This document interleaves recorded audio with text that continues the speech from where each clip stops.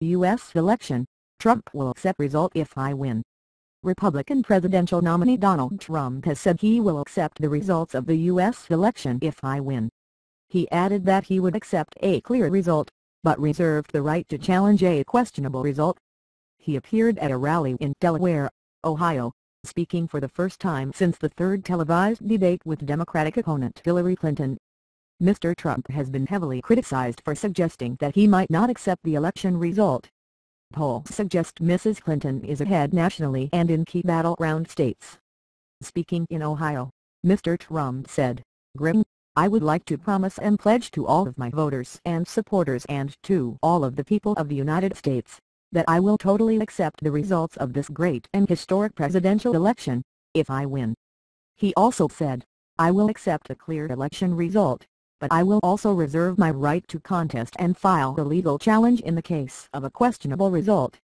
During Wednesday night's debate, when moderator Chris Wallace asked Mr. Trump if he would accept losing to Mrs. Clinton, the Republican nominee said he would keep you in suspense. Trump v. Clinton, who won the debate? What if Trump refuses to accept defeat? Is the U.S. election really rigged? Emails react to Trump rigged remark. Is Trump planning his own news channel? Mr. Trump's campaign manager, Kellyanne Conway, later insisted that the candidate had meant he would not concede until the results are actually known. However, the remark, which drew anger from some Republicans, is part of Mr. Trump's repeated claim that the election is rigged against him. Mr. Trump told the Ohio audience that the election was posing questions about the fairness of our country. Thursday also saw former Republican presidential candidate Senator John McCain release a statement implicitly criticizing Mr. Trump's debate comments. Reality check: Clinton v. Trump Round 3. Bad hombres quit inspires mocking memes. Nasty woman insult embraced by Clinton's female fans. How did the moderators do?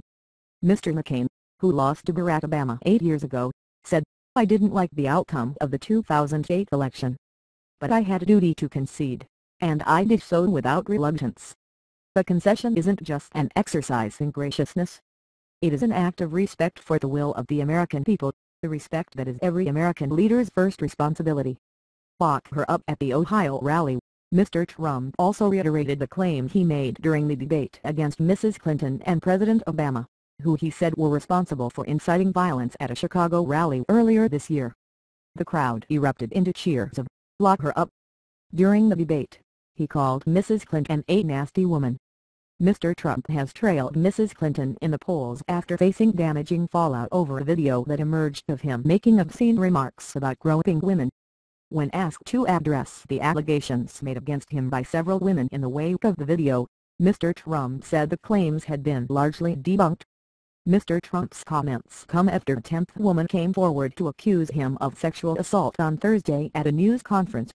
Karina, Virginia said Mr. Trump allegedly touched her breast at the U.S. Open in 1998 and made offensive comments about her to a group of men. The two candidates are scheduled to appear at a charity dinner on Thursday night in New York. What happens next? The mere 24 hours after their final debate, Hillary Clinton and Donald Trump will come face-to-face again, at a white-tie gala at the annual Alfred E. Smith Memorial Foundation dinner in New York. Both will make speeches, with tradition dictating the candidates deliver humorous remarks poking fun at themselves and each other, which could be awkward, given how ugly the campaign has become. The bitter rivals will sit one seat apart, with New York's Cardinal Timothy Dolan in the middle. The two candidates will spend the remaining 18 days before the election crisscrossing the U.S. in their bid to persuade undecided voters. Expect to see lots of appearances in battleground states such as Ohio, North Carolina, Florida and Pennsylvania.